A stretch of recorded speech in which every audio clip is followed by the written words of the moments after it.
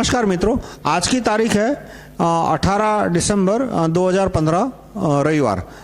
ये मेरा दूसरा वीडियो है वेपनाइजेशन ऑफ कॉमन्स के ऊपर। वेपनाइजेशन ऑफ कॉमन्स यानी हम राइट टू रिकॉल ग्रुप के अधिकतर कार्यकर्ता और खास करके मैं इस बात में विश्वास रखते हैं कि हर एक भारतीय के पास बंदूक होनी चाहिए। मतलब हम कानून की मांग कर रहे हैं जिसके अंतर्गत हर एक भारतीय के पास बंदूक होना कंपलसरी होगा। मतलब मैक्सिमम वो 3 बंदूक रख सकता है, मिनिमम 1 बंदूक रखनी पड़ेगी यदि उसकी इनकम सर्टन लेवल से ऊपर है। मान लो उसकी साल की इनकम 2 लाख से ऊपर है और उसकी प्रॉपर्टी टोटल प्रॉपर्टी 20 लाख से ऊपर है तो मिनिमम 1 बंदूक उसके पास होनी चाहिए। और जो 3 बंदूक की रिस्ट्रिक्शन है उससे क्या होगा कि कोई आदमी ने बंदूक खरीदी, फिर और अच्छी बंदूक खरीदी, फिर और अच्छी बंदूक खरीदी, फिर और अच्छी बंदूक खरीदी, उसके पास इनकम बढ़ गई या तो वेल्थ बढ़ गई, तो अब उसे 1 बंदूक बेचनी पड़ेगी। तो 1 बंदूक वो सेकंड हैंड मार्केट में बेचने जाएगा तो बहुत सस्ते दाम में बेचनी पड़ेगी।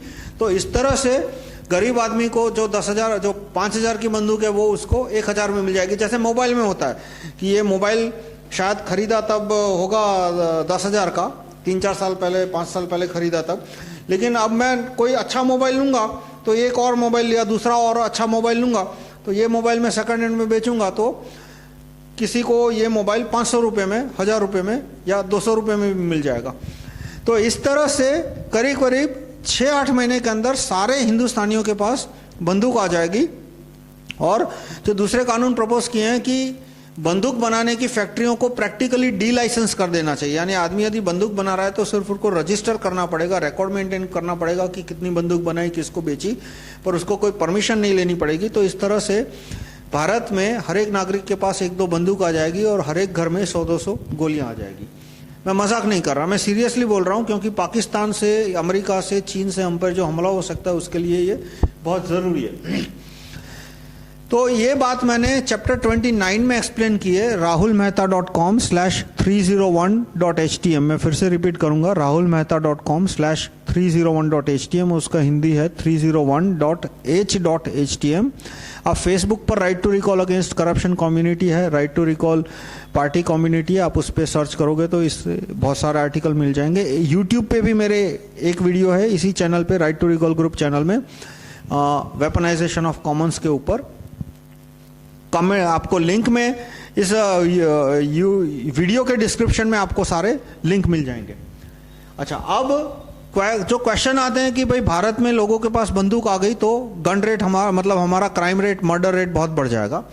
तो उसके लिए मैंने वीडियो बनाई है कि गन रेट कौन से देशों में सबसे ज्यादा है। अमेरिका में सबसे ज्यादा है, स्विट्जरलैंड में भी बहुत ज्यादा है, अफगानिस्तान में बहुत ज्यादा है। भारत के अंदर कुर्ग डिस्ट्रिक्ट है, कर्नाटक में कुर्ग नाम का डिस्ट्रिक्ट है, वहां पे बंदूक रखने के लिए लाइसेंस नहीं चाहिए। भारत में एकमात्र डिस्ट्रिक्ट है जहां पे आम आदमी बिना किसी लाइसेंस के, बिना किसी परमिट के बंदूक रख सकता है।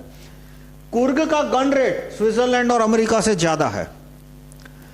कुर्ग में ज्यादा लोगों के पास बंदूकें हैं, अफगानिस्तान से तो कहीं ज्यादा है, और यहाँ का वायलेंस रेट सबसे कम है।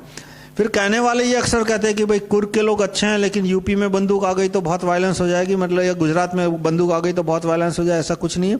भारत के पूरी दुनिया के लोग एक समान ही है। कुर्ग में एक आदमी के पास बंदूक है, महिलाओं के पास भी बंदूक है, वहां कोई गन रेट, वहां वायलेंस न के बराबर है। वायलेंस और कहां गन रेट कम है, तो जो लैटिन अमेरिकन कंट्री है वहां पे गन रेट कम है। वहां पे क्रिमिनल्स के पास सारी बंदूक है क्योंकि क्रिमिनल्स तो कोई कानून फॉलो करते नहीं है, लेकिन पब्लिक के पास नहीं है क्योंकि पब्लिक जिसको कानून फॉलो करती है उनके पास बंदूक नहीं है। इंडिया में भी गन रेट लोवेस्ट है, हमारे पास गन रेट पाकिस्तान से कम है। ये एक वास्तविकता है। यदि भारत की सेना रूपी दीवार यदि टूट गई, उसमें दरार आ गई, बांध में दीवार आ गई, तो पाकिस्तान में 2 करोड़ से ज्यादा सिविलियंस के पास AK-47 जैसी बंदूक है। 1 करोड़ से 2 करोड़ पाकिस्तान में बंदूकें बनती भी है। आप गूगल करना खैबर पास कॉपी, इस पे गूगल करना आप खैबर पास कॉपी और AK-47, या तो इतना ही गूगल करना आ जाएगा। तो पाकिस्तान में फैक्ट्रियां हैं, स्मॉल स्केल इंडस्ट्री, जो कि इतनी अच्छी AK-47 बनाते हैं कि रशिया के जनरल कहते हैं कि इसमें और रशिया की कलाशिनिकोव AK-47 राइफल की क्वालिटी में कोई अंतर नहीं है। इतनी अच्छी बंदूकें वहां पे बनती है, आटे दाल के भाव पे वहां पे बंदूकें बिकती है पाकिस्तान में। तो पाकिस्तान में यदि भारत की सेना रूपी दीवार ढह गई तो पाकिस्तान से 1-2 करोड़ सिविलियन AK-47 वाले भारत में घुसाएंगे, भारत की पुलिस उन्हें रोक नहीं पाएगी। मतलब यूं समझो कि एक बार भारत की सेना रूपी दीवार चाइना ने तोड़ दी, या तो पाकिस्तान को अमेरिका ने बहुत ज्यादा मदद की, उससे सेना रूपी दीवार टूट गई भारत की, तो अंदर से पूरा भारत खोखला है। भारत में सेना और पुलिस को, सेना को छोड़ के पुलिस को भी मिला लो तो 10 लाख से ज्यादा AK-47 नहीं होगी। पुलिस के पास भी इतनी सारे ऐसे, मतलब हर एक पुलिस वाले के पास भी AK-47 जैसी बंदूक नहीं है। तो और पब्लिक के पास तो ऑर्डिनरी राइफल, ऑर्डिनरी रिवॉल्वर जैसे हथियार भी नहीं है। तो लोवेस्ट गन रेट इंडिया में। अब कहां पे मर्डर रेट सबसे ज्यादा है? मर्डर रेट यूएस का काफी ज्यादा है, लेकिन सबसे ज्यादा मर्डर रेट लैटिन अमेरिका में है, जहां पे बंदूक पे बैन है। इंडिया का मर्डर रेट अमेरिका से थोड़ा ही कम है। आप गूगल कर लो murder rate India, murder rate USA. India का कम है, विकिपीडिया पे भी आपको पेज मिल जाएंगे हर एक देश के मर्डर रेट। इंडिया का मर्डर रेट यूएसए से कम है, पर कोई ऐसा नहीं है कि अमेरिका का 10% हो या अमेरिका का 1/10 हो। काफी ज्यादा मर्डर रेट है। लोवेस्ट मर्डर रेट है स्विट्जरलैंड में, one of the lowest, lowest यानी वन ऑफ द लोवेस्ट। तो सबसे ज्यादा बंदूक है स्विट्जरलैंड में। तो कानून है कि हर एक नागरिक को बंदूक रखनी है, तो भी वहां पे मर्डर रेट कम है। तो अब क्वेश्चन आता है कि भाई अमेरिका में इतना मर्डर रेट क्यों ज्यादा है? अमेरिका में मर्डर रेट ज्यादा हो गया, उसका सबसे बड़ा रीजन है बैन ऑन ड्रग्स। बंदूक से कोई लेना देना नहीं है, ड्रग्स पे बैन कर दिया। इसकी वजह से क्या हो गया कि जो आदमी 1 रुपये के अफीम से पूरा दिन निकाल सकता था, मैं लिटरली बोलता हूं 1 रुपया अफीम पे, यदि सारी कानूनी रिस्ट्रिक्शन हटा दो और अफीम पे से सारे टैक्स हटा दो, तो 1 किलो अफीम 1000 रुपये में बन सकता है, बिक सकता है। और एक अफीम ची दिन का कितना अफीम खाता है? इतनी छोटी सी गोली खाता है, उसका वेट कितना होता है? 0.25 ग्राम, 0.5 ग्राम और 0.5 ग्राम, इतना उसका वेट होता है। यानी कि 50 पैसे 1 रुपये में उसका पूरा दिन निकल सकता है। लेकिन उसको बैन कर दिया, इसलिए वही 1 रुपये की गोली सीधी 100 रुपये की गोली हो गई। तो अब उसके बेचने में जो प्रॉफिट आ गया, इसलिए अलग अलग गैंग वॉर करते हैं टेरिटरी के लिए, तो उसकी वजह से गैंग वायलेंस बढ़ गया। अब जो आदमी 1 रुपये पहले मजदूरी करता था, दिन के 100 मतलब $10-20 कमा लेता था मजदूरी करके, $30-40 कमा लेता था, और उसका सिर्फ यूं समझो 10 सेंट 20 सेंट अफीम में लेके वो अपना दिन निकाल देता था। अब उसी अफीम का या हेरोइन की कॉस्ट है वो सीधी 10-20 गुना हो गई। तो अब उसकी इनकम का एक बहुत बड़ा फ्रैक्शन है वो ड्रग्स में चला जाता है। फिर जब ये ड्रग्स पे बैन हुआ, अफीम पे बैन हुआ, उसकी वजह से लोगों ने कोकेन और ब्राउन शुगर और हेरोइन इस तरह के ड्रग्स लेने शुरू कर दिए। तो उससे हेल्थ खराब होनी शुरू हो गई, तो उसकी आमदनी मतलब उसकी लेबर करने की क्षमता कम हो गई, तो वो और ज्यादा क्राइम करने लगा। तो क्राइम का सबसे बड़ा कारण बैन ऑन ड्रग्स है। जैसे नीदरलैंड है, उसने ये मारिजुआना यानी सॉफ्ट ड्रग्स से बैन हटा लिया। तो नीदरलैंड में जो मैक्सिमम सिक्योरिटी प्रिजन है वो कम होती जा रही है। आप गूगल करना नीदरलैंड्स मैक्सिमम सिक्योरिटी प्रिजन, तो नीदरलैंड में दिन ब दिन जेल है वहां पे बंद कर रहे हैं, क्योंकि वहां पे क्राइम्स कम हो रहे हैं। तो सबसे बड़ा रीजन है वहां पे बैन ऑन ड्रग्स पे बैन है, इसकी वजह से वहां पे वायलेंस बढ़ गई है। उसका बंदूकों से कोई लेना देना नहीं है। और वहां पे कुछ कानून है जो कि गरीबों को और गरीब करते हैं। कौन सा कानून? एक तो इमिग्रेशन, जो बड़े पैमाने पे लीगल इलीगल इमिग्रेशन होता है अमेरिका में, उसकी वजह से जो लोअर क्लास है उसकी सैलरी वेज है वो कम हो गए, और कम हो गए इसलिए वो गरीब हो गए, तो गरीबी की वजह से वायलेंस बढ़ती है। और जो लीगल इमिग्रेशन है, लीगल इमिग्रेशन में बहुत सारा अनस्किल्ड होता है। जैसे रेफ्यूजी के नाम पे आता है वो अनस्किल्ड होता है, फिर एक सॉफ्टवेयर इंजीनियर जाता है वो स्किल्ड है, पर उसकी वाइफ है या उसके 1-2 फैमिली मेंबर भी उसके साथ जाएंगे जब उसको ग्रीन कार्ड मिलेगा। तो वो सब उनमें से अधिकतर अनस्किल्ड होते हैं, तो वो दूसरे अनस्किल्ड लोगों का भी वेज बिगाड़ देते हैं। और इलीगल इमिग्रेशन कितना है कि जो अमेरिका में जो मिनिमम वेज है वहाँ पे $5 खेतों में, लेकिन मैक्सिको से जो इलीगल इमिग्रेंट्स आते हैं एग्रीकल्चरल फार्म में, वो दिन में पूरे दिन में 8-10 12 घंटा काम करते हैं और पूरे दिन में काम करने का $5, $6, $7 लेते हैं, यानी 1/10 भाव पे वो लोग काम करते हैं। तो उसकी वजह से अमेरिका की जो लोअर 10-20% पॉपुलेशन है उसके वेज और कम हो गए। और तो लीगल इमिग्रेशन और इलीगल इमिग्रेशन की वजह से वहां पे गरीब और अमीर हो जाते हैं। दूसरा, वहां पे बैंकिंग लॉस है पूरी दुनिया में बैंकिंग लॉस ऐसे हैं कि बॉटम 20% को और गरीब कर देते हैं और टॉप 2-3% को और अमीर कर देते हैं। फिर वो इंडिया और अमेरिका हो, कोई भी, इंडिया के तो ज्यादा खराब है। ये तो बात अमेरिका की कर रहा हूं इसलिए मैं अमेरिका के बारे में बोल रहा हूं, वरना इंडिया के बैंकिंग लॉस तो अमेरिका से कहीं, भारत के बैंकिंग लॉस अमेरिका से तो कहीं गए गुजरे हैं।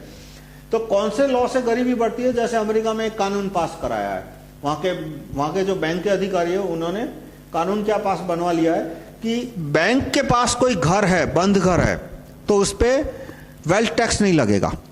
जबकि किसी और इन्वेस्टर ने घर खरीदा है और घर बंद रखा है तो उस पर टैक्स लगेगा। तो जाहिर है इससे बैंक वालों की होर्डिंग कैपेसिटी बढ़ गई, तो वो प्रॉपर्टी के दाम और ऊपर ले जाते हैं, कोई खरीदने नहीं वाला मिलता तो कोई बात नहीं, पड़ा रहेगा, तो बैंक को तो कोई टैक्स देना नहीं है। तो इस तरह से वो प्रॉपर्टी की बैंकर्स जो है वहां पे, बैंकिंग फैमिली, रॉकफेलर, रॉथस्चाइल्ड वगैरह, वो प्रॉपर्टी की आर्टिफिशियल स्कैरसिटी खड़ी करके प्रॉपर्टी के दाम ऊपर ले जाते हैं और इसकी वजह से जो लोअर क्लास है उसकी इनकम और कम हो जाती है।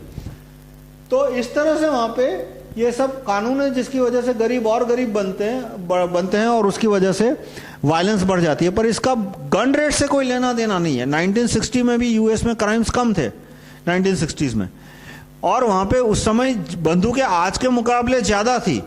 आज जितनी बंदूकें अमेरिका में है उसके से ज्यादा बंदूकें थी, फिर भी वहां पे क्राइम्स कम थे। लेकिन ड्रग्स पे बैन किया 1970s में, उसके बाद क्राइम रेट बढ़ गया। तीसरा कारण था एबॉर्शन, मतलब जो अभी कम हो रहा है उसकी वजह से। मतलब अमेरिका में 1970 में एबॉर्शन पे एक तरह का बैन आया था, बैन तो नहीं आया था पर एबॉर्शन मुश्किल कर दिया था। पॉइंट ब्लैंक बैन नहीं आया था कि एबॉर्शन हो ही नहीं सकता, पर एबॉर्शन मुश्किल कर दिया था। तो और खास करके गरीब लड़की के लिए और मुश्किल हो गया, जो कम पढ़ी लिखी लिए उसके और मुश्किल है। कोई अमीर है तो वो तो क्या करेगा, कोई मतलब जिसके पास थोड़ा बहुत पैसा है कि एक राज्य में बैन है तो दूसरे राज्य में चले जाएंगे या तो इलीगली करवा लेंगे। जबकि एबॉर्शन पे बैन आ गया, मतलब एबॉर्शन कराना, ऐसे कानून आ गए कि एबॉर्शन कराना मुश्किल हो गया। तो जो गरीब और कम पढ़ी लिखी लड़कियां थी वो एबॉर्शन नहीं करा पाई। तो अब वैसे ही वो गरीब थी, कम पढ़ी लिखी थी, अधिकतर केस में वो सिंगल मदर थी, मतलब जो उसका बॉयफ्रेंड है या उसका हस्बैंड है वो उसको छोड़ के चला गया है और वो एक या दो जॉब कर रही है साइड में, तो बच्चे की ठीक से देखभाल नहीं कर पाएगी और बच्चा गली में घूम रहा है, गुंडों मवालियों की आदत, मतलब उसकी संगत में आ गया। तो उसकी वजह से जो सिंगल मदर्स या तो पुअर और लेस एजुकेटेड मदर के लड़के थे उनमें क्राइम रेट बढ़ गया। ऐसा नहीं है सिर्फ अफ्रीकन अमेरिकन, गोरे बोरे सब में ये प्रॉब्लम हुआ कि 1970s में जो एबॉर्शन पे डिफैक्टो बैन आया था एक तरह का, उसकी वजह से लोअर क्लास पॉपुलेशन में बड़े पैमाने पे ऑर्फेन्स या सेमी ऑर्फेन नहीं है टेक्निकली, पर सिंगल पेरेंट फैमिली जिसको बोलते हैं कि पिता है ही नहीं, सिर्फ माता है, वो किसी तरह से एक या दो नौकरियां करके किसी तरह से बच्चे को बड़ा कर रही है, उसकी वजह से क्राइम रेट बढ़ गया। वो प्रॉब्लम अब धीरे धीरे कम हो रही है। अब देखो तो यूएस का जो मर्डर रेट है वो जो ये मगिंग, लूट, छोटे पैमाने पे जो लूटफाट होती है वो कम हो रहा है यूएस में। और कम हो रहा है उसकी वजह से यही है कि 1990 के आसपास एबॉर्शन के ऊपर जो रिस्ट्रिक्शन थे वो कम होने लगे। तो और उसकी वजह से अब एबॉर्शन होते हैं तो जो गरीब और कम पढ़ी लिखी लड़कियों को जो पहले बच्चे पैदा होते थे वो अब कंपैरिजन में कम होते हैं। तो ये तीन मेन रीजन है, ban on drugs, anti poor law और एबॉर्शन जो 1970s में थे। एबॉर्शन पे बैन जो था 1970s में, उसकी वजह से अमेरिका में मर्डर रेट ज्यादा है।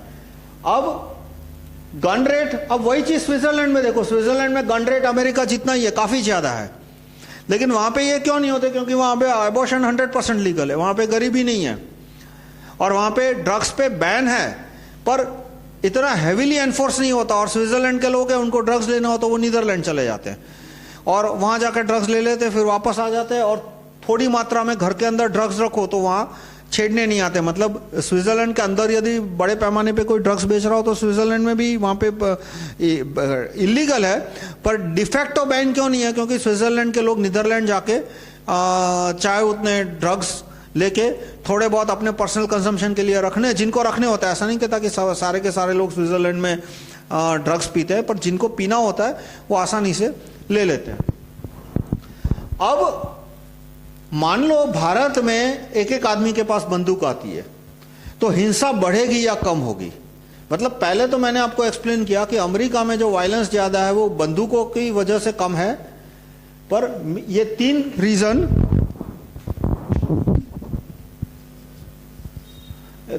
तीसरा रीजन एंटी एबॉर्शन लॉ।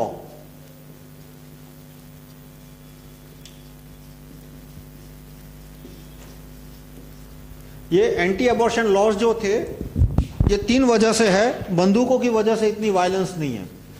लेकिन अब क्वेश्चन आता है कि भारत में एक एक आदमी के पास बंदूक आ जाए और हर एक घर के अंदर 100-200 गोलियां हों, जैसे मेरी लीगल प्रपोजल है, तो क्राइम बढ़ेंगे या नहीं? तो हम क्राइम को थोड़ा कैटेगरी में डिवाइड करते हैं। सबसे पहले रैंडम क्राइम, कि किसी आदमी का दिमाग घूम गया, उसने 2-5 को गोली से उड़ा दिया, तो चलो इसमें तो थोड़ा बढ़ावा होगा। पर ये देखिए, ये रैंडम क्राइम्स भी है, वो सोसाइटी की कुछ अंदरूनी कमजोरियां होती है, जैसे अदालत खराब है हमारे यहाँ, इसलिए हैरेसमेंट लोगों पे ज्यादा होता है। पुलिस में करप्शन है, इसलिए लोगों के साथ हैरेसमेंट ज्यादा होता है। जनरल मतलब सड़क क्रॉस करनी हो तो भी आप देखो कि जिब्रा क्रॉसिंग के ऊपर गाड़ियां स्कूटर खड़े हैं, पेडेस्ट्रियन को रोड क्रॉस करने में कठिन मतलब होती है, तो जनरल स्मॉल हैरेसमेंट है वो एड अप हो जाता है, और उसकी वजह से रैंडम क्राइम्स की प्रोबेबिलिटी बढ़ जाती है। फिर भी एक बात है कि गन रेट बढ़ेगा तो रैंडम क्राइम्स बढ़ेंगे, पर रैंडम क्राइम्स है वो सोसाइटी में जैसे जैसे इंडिसिप्लिन कम होगी, ज्यूरी सिस्टम है, right to recall traffic police commissioner है, जैसे जैसे सोसाइटी में इंडिसिप्लिन कम होगी वैसे वैसे रैंडम क्राइम्स कम होते जाएंगे। फिर भी एक फैक्ट है कि गन रेट बढ़ा, हर एक आदमी के पास बंदूक बढ़ी, तो रैंडम क्राइम्स बढ़ जाएंगे। फिर नेबर वायलेंस, कि पड़ोसी से झगड़ा हो गया और गोलियां चल गई, थोड़ा सा बढ़ावा होगा, ज्यादा नहीं, क्योंकि अंत में पड़ोसी को पता है कि उसने बंदूक चला दी, तो चलो एक राउंड तो वो जीत गया, लेकिन बाद में उसको पुलिस पकड़ेगी, उसको जेल जाना पड़ेगा, घर बेचना पड़ेगा, उसको मतलब गांव से तड़ी पार हो सकता है। तो आदमी सोच समझ के करता है जो करता है, इसलिए इसमें फिर भी हम मान ले कि थोड़ा सा रेट बढ़ेगा। लेकिन कौन कौन सी चीजों में बेनिफिट होगा? दुनिया में कोई सारे हमेशा ऐसा नहीं होता कि गेन एंड नो लॉस। कुछ कुछ मेरी प्रपोजल है जिसमें सिर्फ गेन है, कोई लॉस नहीं है, जैसे right to recall police commissioner, तो उसमें कोई लॉस नहीं है, किसी ईमानदार आदमी का कोई लॉस नहीं है, उसको फायदा ही फायदा है। ज्यूरी सिस्टम, तो ईमानदार आदमी का कोई लॉस नहीं है, फायदा ही फायदा है। वेपनाइजेशन है, उसमें मैं साफ बोलता हूं कि आदमी का बहुत फायदा है, लेकिन किसी एक डायमेंशन पे थोड़ा सा नुकसान है। तो हमें देखना है कि फायदा कितना है और नुकसान कितना है, दोनों को तोल लगाना है। और रेशियो 100:1 है, ऐसा नहीं कहता कि एक का नुकसान है और 2 का फायदा है, नुकसान 1 का है, फायदा 100 का है। कौन कौन सी हिंसाएं कम होगी? हर एक आदमी के पास बंदूक हो जाएगा, आएगी तो possible death by Pakistani, Bangladeshi, Chinese and American आर्मीज will decrease. ये संभावना हुआ क्या है कि भारत के जो बड़े नेता है, मोदी हो या अरविंद गांधी हो या सोनिया गांधी हो, ये योगेंद्र यादव हो, इतने हमें चिकनी चुपड़ी बातें करके एक कंसेप्ट ही हमारे दिमाग में से निकाल दिया है कि किसी दिन पाकिस्तान की सेना या चीन की सेना या अमेरिका की सेना कलकत्ता और मद्रास तक पहुंच सकती है। ये मतलब कि भाई ये सोचो ही मत, बस ये झूठ बात है। भारत की स्थिति इतनी कमजोर है कि यदि चीन पाकिस्तान को बड़े पैमाने पे हथियार दे तो या तो हमें पूरा देश बेच के रूस से पास हथियार खरीदने पड़ेंगे, और वो नहीं, या तो रूस ने दिए नहीं या तो हम खरीद नहीं पाए। तो यदि चीन पाकिस्तान को बड़े पैमाने पे हथियार देता है तो चीन पाकिस्तान की सेना मद्रास तक और कलकत्ता तक पहुंच सकती है। और यदि पहुंच गई तो कितने मौत होगी? 10 करोड़ जितनी, 10 करोड़ से ज्यादा। पूरा देश तो बर्बाद हो ही जाएगा, बाकी 90 करोड़ लोग गुलाम की तरह जिएंगे, लेकिन 10 करोड़ तो मारे जाएंगे। तो मैं आपको से ये कहता हूं कि रैंडम क्राइम और नेबर वायलेंस है, मान लो वो बढ़ गई, तो आज 1 लाख लोग भारत में, मर्डर करीब करीब 1 लाख है, थोड़ा ज्यादा होगा पर राउंड नंबर्स लेते हैं, आबादी 100 करोड़ मान लेते हैं और 1 लाख लोग मर्डर से मरते हैं, तो मर्डर होने की प्रोबेबिलिटी आपकी कितनी है? 1 आउट ऑफ 10,000। तो यदि ये डबल भी हो जाती है, रैंडम क्राइम्स बढ़ के पॉसिबल डबल भी हो जाती है, 3 गुनी भी हो जाती है, तो 2 आउट ऑफ 10,000 हो गया या 10 आउट ऑफ 10,000 हो गया। जबकि पाकिस्तान या चीन की सेना भारत में घुस गई या अमेरिका की सेना घुस गई तो 10 करोड़ लोग मारे जाएंगे, यानी 10 आउट ऑफ 100, यानी 10,000 में से कितने हुए? 5,000 आउट ऑफ 10,000, 5,000 आउट ऑफ 10,000। तो ये दो फैक्टर जो बढ़ेंगे, रैंडम क्राइम्स बढ़ेंगे, नेबर वायलेंस बढ़ेगी, उसकी वजह से आपकी मरने की प्रोबेबिलिटी 1 आउट ऑफ 10,000 जो आज की तारीख में है वो 2 आउट ऑफ 10,000 हो गई, या 10 आउट ऑफ 10,000 भी मान लो, 10 गुना हो गया तो क्राइम्स। लेकिन पाकिस्तान की सेना से जितने लोग मरेंगे वो संभावना कम होके वो जो आज 0 मान रहे हो तुम, वो 0 नहीं है, वो 10 आउट ऑफ 100 है, वो 5,000 आउट ऑफ 10,000 है, वो कम होके 1 आउट ऑफ 10,000 हो गई, काफी कम हो गई। ये कितनी भयानक स्थिति होती है जब दूसरे देश के लोग मारना शुरू करते हैं या दूसरे देश की सेना घुस जाती है। तो उसके लिए आप 1947 में जो वायलेंस हुई थी उसका स्टडी करो। 1947 में आज का जो पाकिस्तान है, 1931 में जो सेंसस हुआ था, तो आज का जो पाकिस्तान है वहां हिंदुओं की आबादी थी कुछ 22%, और 1951 में जो सेंसस हुआ पाकिस्तान में उसमें हिंदुओं की आबादी थी 2%, यानी 20% हिंदुओं को या तो मार दिया या तो उनका अपहरण हो गया या तो भागना पड़ा। ऐसा कहा जाता है कुछ 2 करोड़ हिंदुओं को भागना पड़ा था, 10 लाख की मौत हो गई थी और कुछ 20-30 लाख 40 लाख का अपहरण हुआ था। तो ये परिस्थिति होती है जब किसी पॉपुलेशन के पास बंदूक ही ना हो। तो दूसरा, टेररिज्म रिलेटेड क्राइम कम हो जाएंगे। जैसे कसब था, वो रेलवे स्टेशन पे आया और 5-10 मिनट तक वो गोलीबारी करता रहा और वहां रेलवे स्टेशन पे 20-25-50 लोग, पता नहीं 100-200 जितने भी लोग मर गए। एक के भी पास बंदूक नहीं थी। यदि हर एक के पास बंदूक होती तो उनमें से 1% आदमी भी बंदूक निकाल के किसी पिलर के पीछे छुप के क्रॉस फायरिंग की होती तो कसब 10 को मारता, 20 को मारता, 30 को मारता, उससे पहले उसको वो मर जाता। जैसे इजराइल में होता है, इजराइल में एक टेररिस्ट था, वो बंदूक लेके गया और एक फ्यूनरल था, वहां पे उसने गोलियां चलाना शुरू की। तो अब वो एकाएक आ गया, एलिमेंट ऑफ सरप्राइज बोलते हैं, एडवांटेज ऑफ सरप्राइज बोलते हैं, तो 4-5 को उसने मार दिया।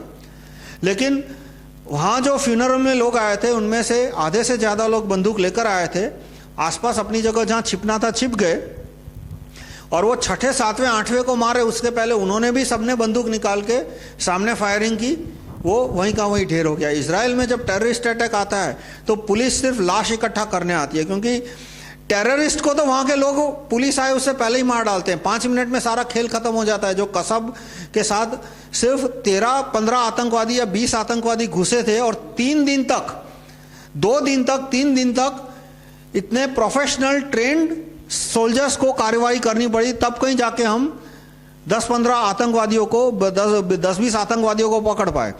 ऐसी चीज इजराइल में होती है तो लोग उसको वहीं का वहीं 10 मिनट में ढेर कर देते हैं और बाद में पुलिस सिर्फ लाशें गिनने के लिए आती है। तो ठीक है, आतंकवादी आएगा वो ज्यादा मार पाएगा क्योंकि एलिमेंट ऑफ सरप्राइज है उसके पास, लेकिन वो 10-20 को मारेगा, उसके पहले हर एक आदमी के पास बंदूक होगी तो उसको वहीं का वहीं ढेर कर देंगे। दूसरा एग्जाम्पल मैं दूं अक्षरधाम का। अक्षरधाम का हादसा हुआ था गुजरात में 2002 में या 2003 में हुआ था। 3 आतंकवादी घुस गए और 30-40 लोगों को मार डाला, उनके पास बंदूकें थी। और पूरे मंदिर में उस समय 10,000 से ज्यादा लोग होंगे, वहां पे मंदिर का 200-500 का स्टाफ होगा, उनमें से किसी के पास नेल कटर भी नहीं था लड़ने के लिए, तो सब भेड़ बकरी की तरह मारे गए। अब उसमें यदि हर एक स्टाफ मेंबर के पास भी, हर एक पुजारी के पास भी, चलो विजिटर के पास नहीं, हर एक पुजारी के पास भी बंदूक होती तो वो जो 3 आतंकवादी घुस गए थे उनको 10 मिनट में ढेर कर देते। वो 30-35 लोगों को मार दिया, कुछ 100 जितने घायल हो गए, उसके बजाय मुश्किल से 5-10 को मार पाता। और इतना ही नहीं, वो 3 आतंकवादियों को मारने के लिए दिल्ली से 35 कमांडो बुलाने पड़ेंगे, 35-40 कमांडो बुलाने पड़ेंगे। देखो ये बहुत शर्म की बात है, आतंकवादी आके मार दे वो तो अपने आप में नुकसान है, लेकिन उनको मारने के लिए पुलिस कम पड़े और एनएसजी गार्ड बुलाने पड़े, वो एक अपने आप में बहुत शर्म की बात है। जबकि हर एक आदमी के पास बंदूक हो तो एनएसजी गार्ड क्या पुलिस बुलाने की भी जरूरत नहीं पड़ेगी, वहीं के वहीं खत्म कर देंगे। दूसरा जो सबसे बड़ा बेनिफिट होगा वो कैरियर वायलेंस रेट है, वो कम हो जाएगा। कैरियर वायलेंस रेट यानी क्या कि बड़े पैमाने पे जो हफ्ता वसूली होती है, अपहरण होते हैं, वो क्यों होते हैं? क्योंकि माइनिंग में सबसे ज्यादा वायलेंस होती है। तो माइनिंग में वायलेंस क्यों होती है? क्योंकि जो ठेकेदार है वो बंदूक रखने से डरता है कि पुलिस आके सीधा उसको पकड़ लेगी, उससे पैसे उठवाएगी, वो उसको कानून के दायरे में रहना। जबकि क्रिमिनल है उसको क्या फर्क पड़ता है, वो तो 10 बंदूक रखेगा अपने घर पे। जिस दिन उसके घर छापा पड़ा तो पुलिस वाले को बोलेगा कितनी रिश्वत चाहिए, और वैसे ही उसका तो धंधा ही है कि पुलिस को रिश्वत दो, अपना काम कराओ। और पुलिस है वो क्रिमिनल को पकड़ती भी नहीं है। क्रिमिनल के पास 100 बंदूक होगी, पुलिस कुछ नहीं करेगी, क्योंकि पुलिस तो उससे हर महीने 2 महीने बाद हफ्ता लेने आती है। तो जब बंदूक पे बैन है इंडिया में, आज बंदूक पे बैन है, तो जो ऑर्गेनाइज क्रिमिनल है उनके पास तो हर तरह के हथियार है। अब जैसे वो सोहराबुद्दीन था, तो सोहराबुद्दीन के घर पे जब छापा पड़ा तो उसके घर के पीछे कुआं था, खाली कुआं था, ड्राई वेल था, उसमें से संदूक निकाले तो उसके अंदर कुछ 50 AK-47 निकले। और तो अब आप देखो, यदि सोहराबुद्दीन के वहां 50 AK-47 निकल सकते तो दाऊद लतीफ है, उनके जो मेन आदमी है, उनके वहां कितने हथियार होंगे? यानी वेपन के बैन करने से क्रिमिनल का तो काम और आसान हो गया कि वो जब पब्लिक से पैसे ऐंठने जाएगा तो पब्लिक के पास लड़ने के लिए नेल कटर भी नहीं होगा। तो हर एक आदमी के पास बंदूक आएगी। तो ये दो रैंडम क्राइम्स और नेबर वायलेंस है वो थोड़ा बढ़ जाएंगे, लेकिन कैरियर वायलेंस है वो खत्म हो जाएगी। तो इस तरह से आज जो आप सोचते हो कि नेबर से मरने का चांस बढ़ गया, थोड़ा बढ़ गया, लेकिन जो कैरियर क्रिमिनल आपको आके आज नहीं, कैरियर क्रिमिनल आता है 10 साल में एक बार, लेकिन 10 साल में आता है तब पूरी 10 साल की कमाई एक साथ खा जाता है। वो नेबर के साथ झगड़ा होता है तो ठीक है, आज झगड़ा है कल दोस्त हो जाओगे, लेकिन कैरियर क्रिमिनल जब आपका घर लूटने, खेत लूटने, आपका माइनिंग कॉन्ट्रैक्टर तबाह करने आएगा तो वो तो 10 साल में एक बार आएगा और 10 साल में आपको पूरे 10 साल की कमाई वो एक साथ ले जाएगा। तो कैरियर वायलेंस है वो कम हो गई। तो मैं आपसे क्या रिक्वेस्ट करूंगा कि आप ये पांचों का जोड़ लगाओ पहले। ऐसा नहीं कि आपने सोचा कि अच्छा बंदूक आएगी रैंडम क्राइम्स बन जाएंगे, आपके पड़ोसी के पास बंदूक आएगी, आपके मरने की प्रोबेबिलिटी बढ़ जाएगी। लेकिन आपने ये नहीं सोचा कि पाकिस्तान, आप ये इस पे भी सोचिए कि आपके पास बंदूक नहीं होगी, आपके पड़ोसी के पास भी बंदूक नहीं होगी, तो पाकिस्तानी और चीना जब भारत में घुस आएगा तो आपका क्या हाल करेगा।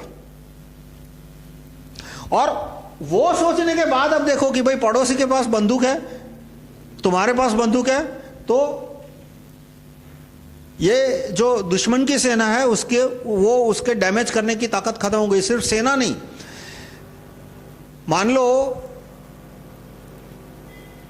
चीन पाकिस्तान को हथियार देता है और भारत की सेना रूपी दीवार को खत्म कर देता है, तो और उसके बाद सेकंड एजम्पशन करो कि पाकिस्तान का एक भी सैनिक भारत में नहीं आता, लेकिन पाकिस्तान के अंदर 1 करोड़ सिविलियन के पास AK-47 है, वो सब घुस जाएंगे भारत के अंदर और बड़े पैमाने पे आगजनी करेंगे, बड़े पैमाने पे अपहरण करेंगे, बड़े पैमाने पे लूटखोरी करेंगे, बड़े पैमाने पे शौकिया मर्डर भी करेंगे कि एक को मारने की जरूरत नहीं है तो भी 100 को मार दिया अपना शौक पूरा करने के लिए। और वो 1946 में यही हुआ था। 1946 में लोग भाग रहे थे, अपनी प्रॉपर्टी छोड़ के भाग रहे थे, तो भी अपना शौक पूरा करने के लिए कई लोगों को मार दिया, कई लोगों को जला दिया, कई लोगों को जिंदा गाड़ दिया। जरूरत नहीं थी, वो लड़ नहीं रहे थे, वो भाग रहे थे, तो भी भागने भी नहीं दिया। जो लोग ट्रेन में बैठे थे, ट्रेन में भागने के लिए बैठे थे, ट्रेन में से निकाल के सबको काट के लाश वापस ट्रेन में डाली। ये सब 1946 में हुआ है और ये दोबारा हो सकता है यदि हर एक भारतीय के पास बंदूक नहीं होगी। तो पहले तो वायलेंस बढ़ेगी, ये बकवास है। आप कुर्ग डिस्ट्रिक्ट के ऊपर गूगल करो, कुर्ग डिस्ट्रिक्ट में का गन रेट अमेरिका से ज्यादा है, स्विट्जरलैंड से ज्यादा है, उसके बाद भी कुर्ग डिस्ट्रिक्ट में वायलेंस कम है। अफगानिस्तान में गन रेट ज्यादा और इसीलिए अफगानिस्तान टिक गया। अफगानिस्तान की आबादी 3 करोड़, तो भी अमेरिका और लाखों सैनिक भेजे, अभी भी अमेरिका अफगानिस्तान को दबा नहीं पाया। उसका कंपैरिजन आप हिंदुस्तान से करो। 1938 में हिंदुस्तान की आबादी थी 40 करोड़। हिंदुस्तान में उस समय पाकिस्तान, बांग्लादेश, हिंदुस्तान, नेपाल सब मिला लो, श्रीलंका, तो आबादी थी 40 करोड़। और गोरे कितने थे? उनके फैमिली मेंबर्स और बच्चों को मिला दो तो गोरे कितने थे? 2 लाख। उनमें से फैमिली मेंबर मतलब वाइफ और लड़के वो करीब करीब 80,000। बाकी जो पुरुष गोरे कितने थे एडल्ट मेल? 1,20,000। उसमें से 40,000 सिविलियन थे। सिविलियन यानी प्रोफेसर, डॉक्टर, कोई अकाउंटेंट है, कोई टीचर है, कोई ये मिशनरी है। इस तरह से हथियारधारी बंदूक जिसको कह सको कि पुलिस है या कलेक्टर है, मजिस्ट्रेट है या तो सेना का है, हथियारधारी बंदूक अंग्रेज कितने थे? सिर्फ 80,000। तो 80,000 बंदूक मतलब 80,000 गोरों ने या 2 लाख गोरों ने 40 करोड़ भारतीयों पे शान से राज किया। 100 साल, 150 साल, 200 साल। और आज अमेरिका अफगानिस्तान पे कंट्रोल भी नहीं कर पा रहा, राज करने की बात दूर है। और उसका कारण क्या है कि अफगानिस्तान में हर एक आदमी के पास बंदूक है। और आज से नहीं है, अफगानिस्तान में 1700 से, उससे भी पहले अफगानिस्तान की एक ट्रेडिशन रही है, करीब करीब 800 AD से ट्रेडिशन रही है कि हर एक आदमी के पास हथियार होगा। और स्विट्जरलैंड में भी ये ट्रेडिशन आई 1500 AD के आसपास कि हर एक आदमी के पास भाले होगा, तीर होगा, तलवार होगा। और बाद में जाके उन्होंने एक्सटेंड किया कि हर एक आदमी के पास बंदूक होगी। अफगानिस्तान में हर एक महिलाओं के पास भी बंदूक है और वो अच्छी बात है। तो इस तरह से अफगानिस्तान का गन रेट ज्यादा और इसीलिए वो देश आज तक अभी भी टिका हुआ है। इसकी कमजोरियां भी है कि वहां साइंस टेक्नोलॉजी नहीं है, बंदूक बनाना उन्हें मतलब टैंक वगैरह अच्छे कॉम्प्लेक्स वेपन, कॉम्प्लेक्स बंदूक वो बना लेते हैं, गोलियां भी बना लेते हैं, लेकिन टैंक और कॉम्प्लेक्स वेपन उनको बनाना नहीं आता। इसकी वजह से वो अमेरिका के सामने जीत नहीं पाए, अमेरिका को खदेड़ नहीं पाए पूरी तरह। तो मैं समराइज करूंगा कि अमेरिका में गन रेट ज्यादा है और अमेरिका में वायलेंस ज्यादा है। पर अमेरिका में वायलेंस इन 3 रीजन से है। ड्रग्स पे बैन है, कुछ कानून ऐसे हैं, बैंकिंग कानून वगैरह, जिसमें गरीबों को नुकसान जाता है, इमिग्रेशन और बैंकिंग लॉ। और अमेरिका ने 1970s में एबॉर्शन पे बैन किया था, उसकी वजह से वहां क्राइम रेट बढ़ गया। इंडिया में गन रेट बढ़ेगा तो ये 2 छोटे फैक्टर है, रैंडम क्राइम्स और नेबर क्राइम्स, वो शायद बढ़ेंगे। लेकिन कैरियर क्राइम कम हो जाएगा, टेररिज्म का क्राइम कम हो जाएगा। और जब चीन की और पाकिस्तान की, अमेरिका की सेना भारत में आएगी और उसकी वजह से जो मौत हो सकती है, जितने डेथ हो सकते हैं, करोड़ में है वो, 10s of crores, 10-20 करोड़ लोग मर सकते हैं, वो संख्या हर एक आदमी के पास बंदूक आएगी तो नेग्लिजिबल हो जाएगी, फ्यू लैक्स और मैं कहूंगा 0। तो इसलिए हर एक नागरिक के पास बंदूक होना जरूरी है। तो मैं आपसे रिक्वेस्ट करूंगा कि आप अपने MP को SMS से ऑर्डर करें कि वेपनाइजेशन ऑफ कॉमन्स के लॉ जो है, जो मैंने अपनी किताब rahulmehta./301.htm में दी है, उसको वो गैजेट में प्रिंट करें। धन्यवाद।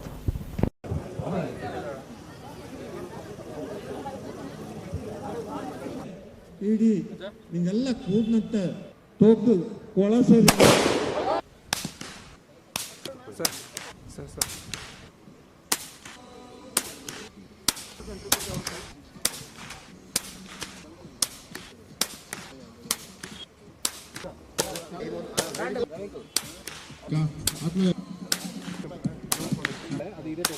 ಚಪ್ಪಾಳೆ ಜೊತೆ ಅಂಕರ್ ಪ್ರೋತ್ಸಾಹ ಕೊಡಿ.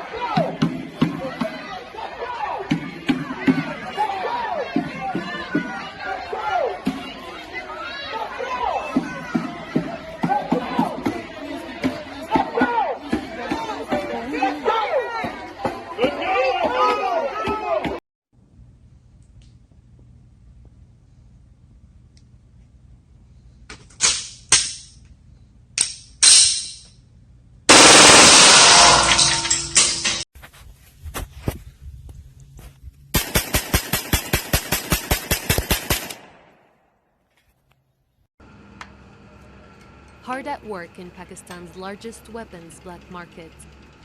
This is Dara Adem Khel, where foreign-made guns are copied and sold for less than a smartphone. Data in 5 tamachawai sarji. This is an MP5 pistol. I've been manufacturing these for the past 20 years.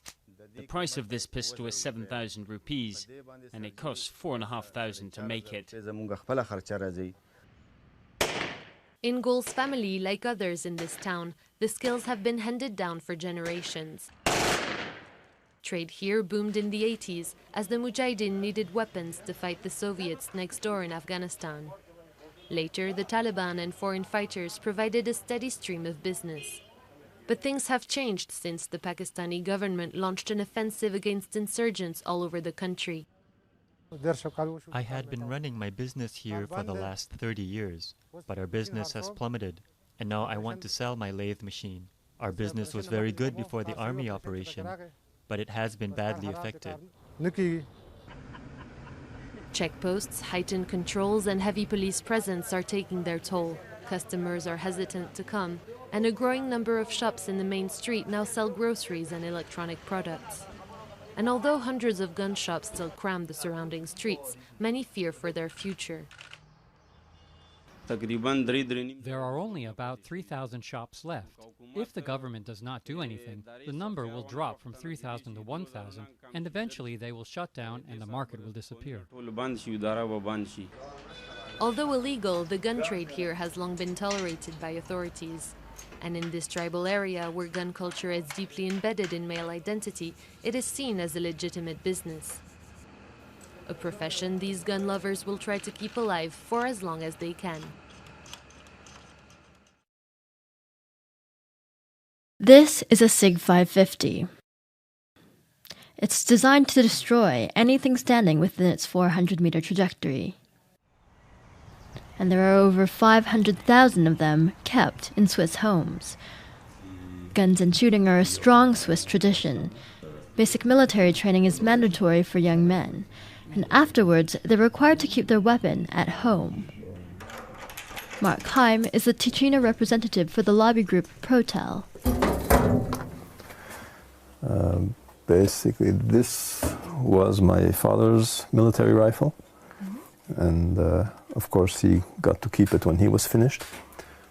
I have my grandfather's rifle in the office, hanging on the wall. This was mine when I did service, which is quite an old one. It was introduced in 1957. It was used until 1990. And this is my son's. That's the current model. That's what's being used today. That's what we'll be using to shoot the Feldschießen today. The Feldschießen, or Tiro Federale in Campagna as it's known in these parts, is an annual Swiss event, and it's also the largest shooting festival in the world. Roughly 200,000 people come out to target practice all across the country. Ammunition is provided by the government. Heim goes regularly to this range, and it's often a family affair. It was organized by the government to have a very high state of readiness for the Swiss military and population. The target has always been that within 24 to 48 hours, Switzerland could mobilize a pretty large army, I mean, even by European standards.